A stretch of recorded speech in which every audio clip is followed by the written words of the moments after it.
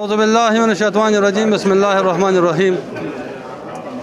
ورونو منګه چې داس کوم حالاتو کتل او زمونږه د مینا بازار د ټول تنظیمونه مرګري په دې یو خبره باندې خپدي چې زمونږه په دکاندار باندې ډزو شو او د ډز نه سیوا زما په خیال باندې انتظامیه موږ سره بل څه نشي کولای.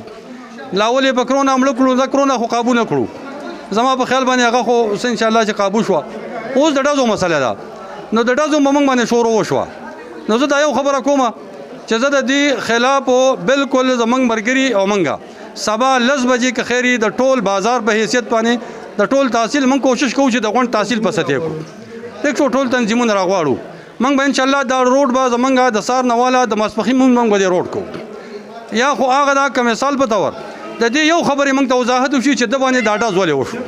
بعد د دې ډز زه خو د ټول پاکستان تاجرانو ته دا وایم چې تاسو واورئ دا یو خبره واورئ زمونږ دا وړه خبره واورئ. زه د ضلعې په سطح باندې د طرفه دا یو خبره کوم چې د پاکستان په حیثیت د تاجرانو ته دا وایم چې د دې خبرې دا دغه واخلي او په سخت الفاظو کې دا دغه مخې ته کړي ځکه چې د پولیس والا رالګي او په دکاندار باندې ډز کوي. بعد د دې نه غټه خبره موږ سره بله نشته. اوس د دې خبرې دغه یو مسله ده. موږ به انشاءالله د سبا د 10 بجو نه زموږ به ټول بازار د ټول تحصیل په حیثیت موږ انشاءالله اوس میټینګ کوو او ټول مرګري راغواړو او سبا په ملکان روډ به زموږ 24 غنټې به انشاءالله زموږ ملکان روډ باندې کېږي. بسم الله الرحمن الرحیم. اجي صاحب خبره وکړه چې دا کومه واقعه وشو مینا بازار کې ډېر افسوس نه کړه. نو په دې باندې ان شاء الله سبا خو د 10 بجې ټیم شو موږ اوس ضلع سره رابطه کوو صوبې سره رابطه کوو. ان شاء الله موږ به کوشش کوو چې د دې مخنیوي ټول صوبه کې وکړو شو. مهرباني.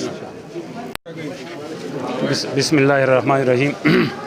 څنګه تاسو ته معلومه چې دا کومه واقعه وشو نو ډیره افسوسناکه واقعه وشوله او دا واقعه د لاک ډاون په شکل کې وشوله چې لکه دکاندار په هر ځای کې بې عزته کېږي په هر ځای کې د نقصان هم کېږي د غم کېږي. نو زه ډي سي صاحب ته وایم او اے سی صاحب ته هم وایم چې بس دا دور د لاک ډاون ختم کا یعنې د ملک به انتشار وشي او موږ راوځو باغي موږ تنګ شوي یو. لاک ډاون ستاسو د سره مننه موږ تاسو کوي په یارې کوئ او کار څه کوئ موږ به دغه روډونو ودرېږو او د دې نه پس به ګوره خانه جنګي شروع شي. دا خلک تنګ شوی دی بیا هم درته وارننګ در کوم چې لاک ډاون هم ختم کوي.